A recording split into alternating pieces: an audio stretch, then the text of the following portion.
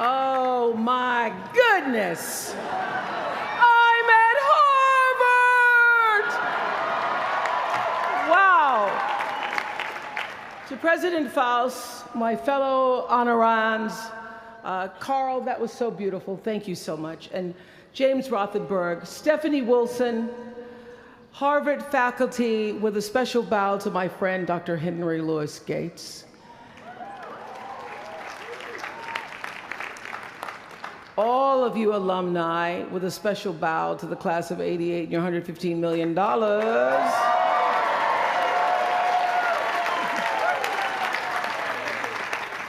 And to you, members of the Harvard class of 2013. Hello.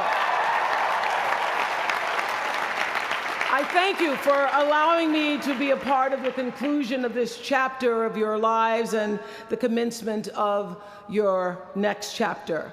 To say that I'm honored doesn't even begin to quantify the depth of gratitude that really accompanies an honorary doctorate from Harvard.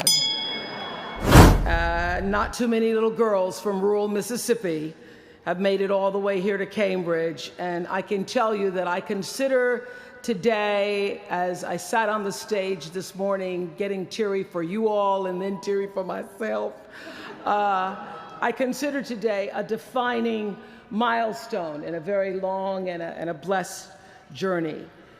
My one hope today is that I can be a source of some inspiration. I'm going to address my remarks to anybody who's ever felt inferior or felt disadvantaged, felt screwed by life. This is a speech for the quad.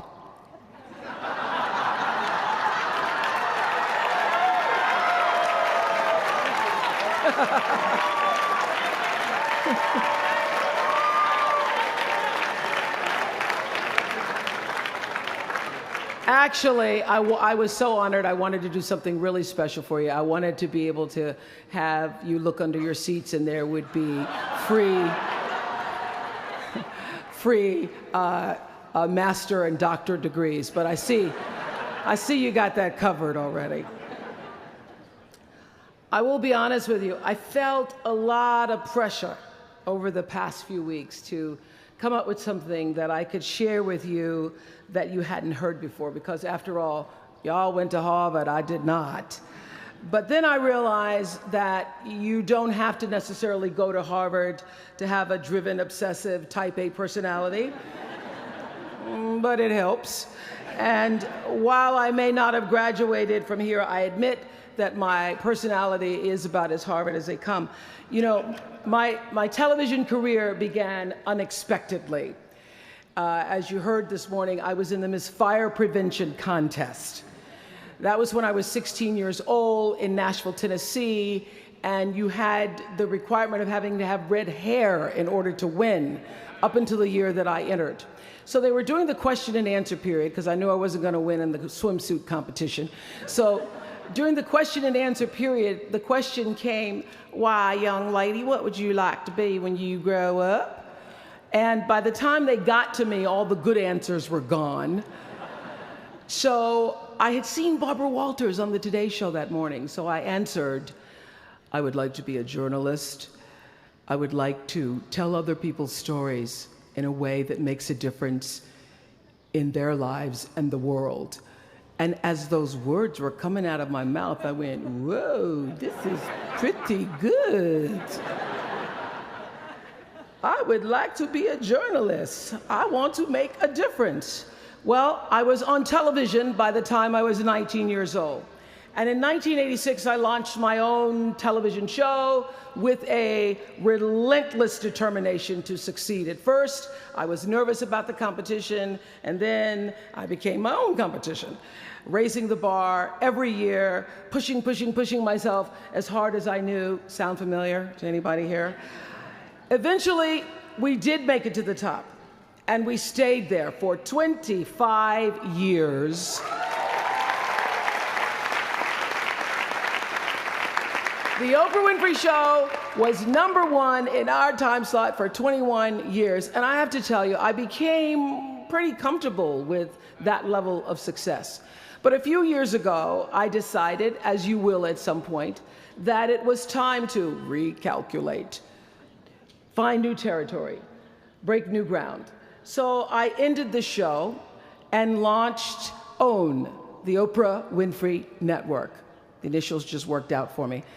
So 1 year later, after launching OWN, nearly every media outlet had proclaimed that my new venture was a flop. Not just a flop, but a big, bold flop, they call it. I can still remember the day I opened up USA Today and read the headline, "Oprah not quite standing on her own." I mean, really, USA Today, now that's the nice newspaper. It really was, this time last year, the worst period in my professional life. I was stressed and I was frustrated, and quite frankly, I was embarrassed.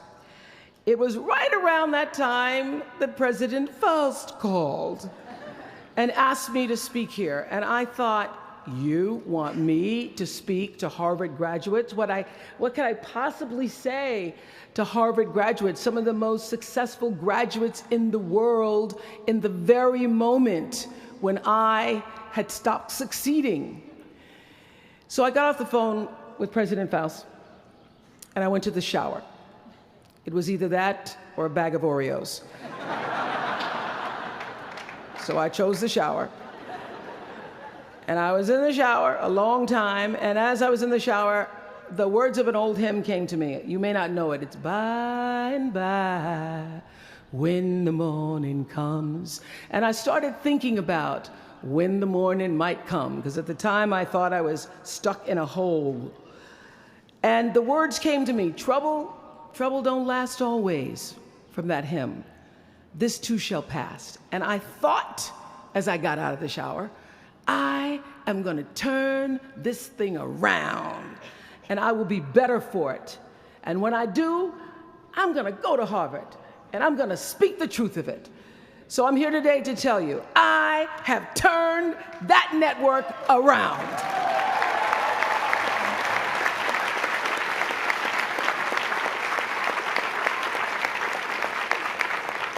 And it was all because I wanted to do it by the time I got to speak to you all. So thank you so much. You don't know what motivates. When you're down there in the hole, it looks like failure. So this past year, I had to spoon feed those words to myself. And when you're down in the hole, when that moment comes, it's really okay to feel bad for a little while. Give yourself time to mourn what you think you may have lost. But then, here's the key. Learn from every mistake, because every experience, encounter, and particularly your mistakes are there to teach you and force you into being more of who you are. And then figure out what is the next right move. And the key to life is to develop an internal, moral, emotional GPS that can tell you which way to go. Because now and forevermore, when you Google yourself, your search results will read, Harvard 2013. And in a very competitive world, that really is a calling card, because I can tell you, as one who employs a lot of people, when I see Harvard, I sit up a little straighter and say, where is he or she? Bring them in. It's an impressive calling card that can lead to even more impressive bullets in the years ahead. Lawyer, senator, CEO, scientists, physicists, winners of Nobel and Pulitzer Prizes, or late-night talk show host. But the challenge of life, I have found, is to build a resume that doesn't simply tell a story about what you want to be, but it's a story about who you want to be. It's a resume that doesn't just tell a story about what you want to accomplish, but why. A story that's not just a collection of titles and positions, but a story that's really about your purpose. Because when you inevitably stumble and find yourself stuck in a hole, that is the story that will get you out. What is your true calling? What is your dharma? What is your purpose? For me, that discovery came in 1994 when I interviewed a little girl who had decided to collect pocket change in order to help other people in need. She raised $1,000 all by herself, and I thought, well, if that little 9-year-old girl with a bucket and a big heart could do that, I wonder what I could do. So I asked for our viewers to take up their own change collection, and in 1 month, just from pennies and nickels and dimes, we raised more than $3 million that we used to send one student from every state in the United States to college. That was the beginning of the Angel Network. And so what I did was I simply asked our viewers, do what you can wherever you are, from wherever you sit in life. Give me your time or your talent, your money if you have it, and they did. Extend yourself in kindness to other human beings wherever you can.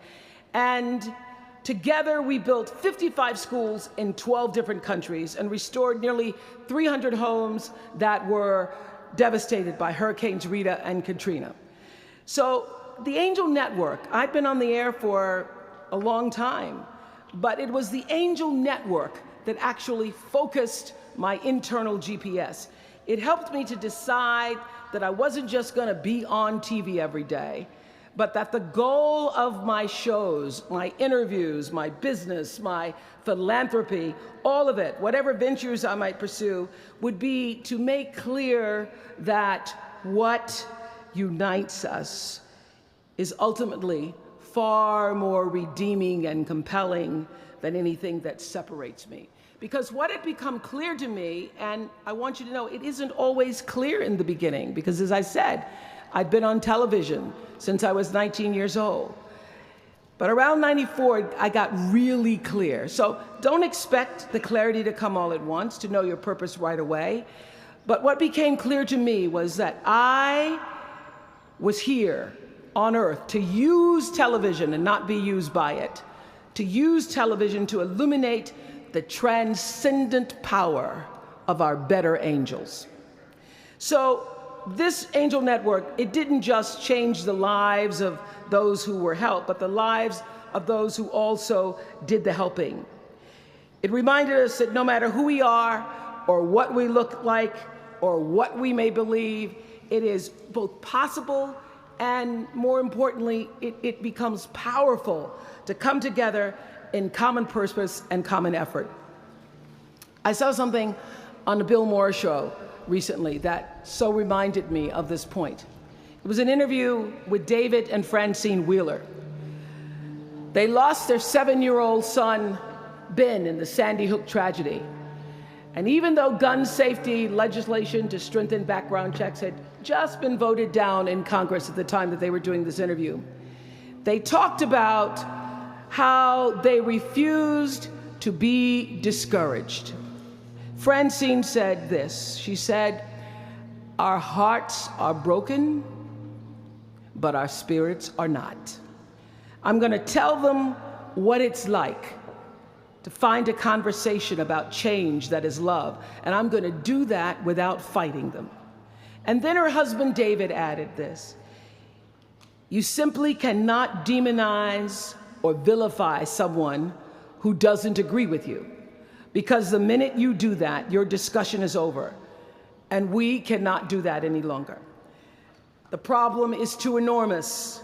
There has to be some way that this darkness can be banished with light." In our political system and in the media, we often see the reflection of a country that is polarized, that is paralyzed, and is self-interested. And yet, I know you know the truth. We all know that we are better than the cynicism and the pessimism that is regurgitated throughout Washington and the 24-hour cable news cycle. Not my channel, by the way.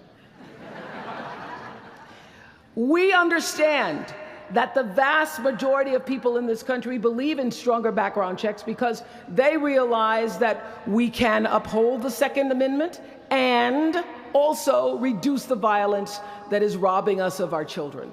They don't have to be incompatible.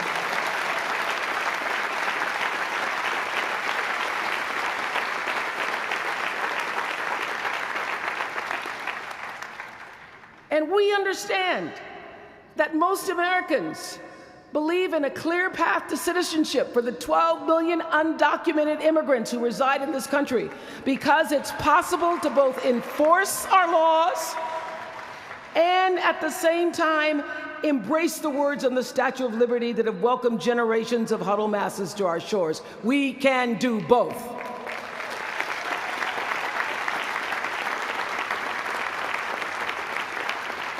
And we understand, I know you do because you went to Harvard, that people from both parties and no party believe that indigent mothers and families should have access to healthy food and a roof over their heads and a strong public education. Because here in the richest nation on earth, we can afford a basic level of security and opportunity. So the question is, what are we going to do about it? Really, what are you going to do about it? Maybe you agree with these beliefs, maybe you don't. Maybe you care about these issues, or maybe there are other challenges that you, class of 2013, are passionate about. Maybe you want to make a difference by serving in government. Maybe you want to launch your own television show. Or maybe you simply want to collect some change. Your parents would appreciate that about now. The point is, your generation is charged with this task of breaking through what the body politic has thus far made impervious to change. Each of you has been blessed with this enormous opportunity of attending this prestigious school.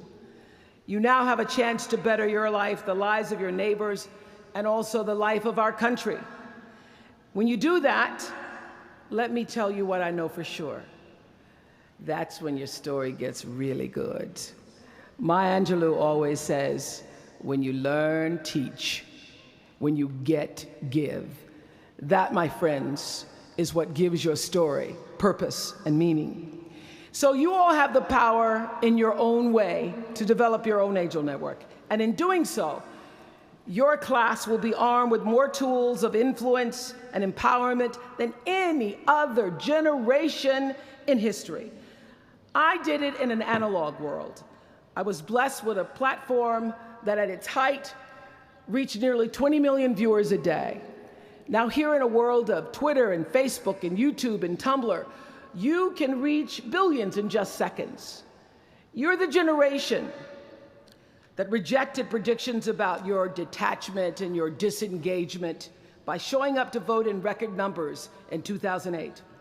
And when the pundits said, they talked about you, they said you'd be too disappointed, you'd be too dejected to repeat that same kind of turnout in the 2012 election, and you proved them wrong by showing up in even greater numbers. That's who you are.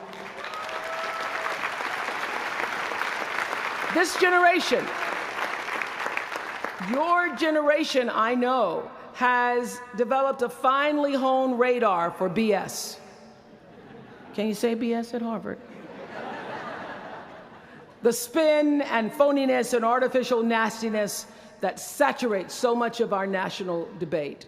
I know you all understand better than most that real progress requires an authentic way of being, honesty, and above all, empathy. I have to say that the single most important lesson I learned in 25 years talking every single day to people was that there's a common denominator in our human experience. Most of us, I tell you, we don't want to be divided.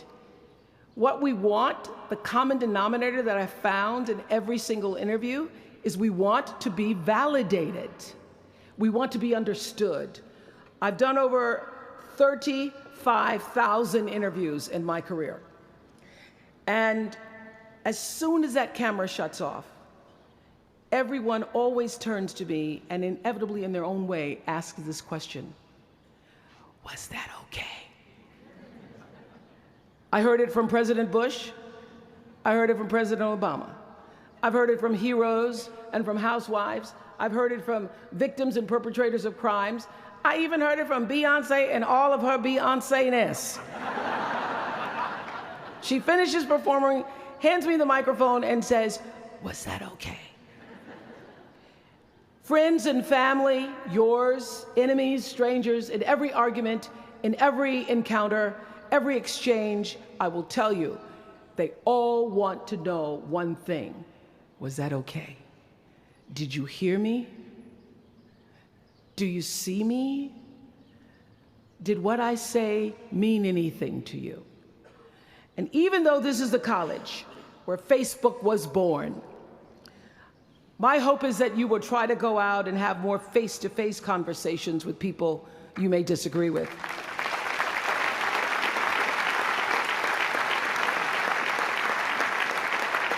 That you'll have the courage to look them in the eye and hear their point of view, and help make sure that the speed and distance and anonymity of our world doesn't cause us to lose our ability to stand in somebody else's shoes and recognize all that we share as a people. This is imperative for you as an individual and for our success as a nation.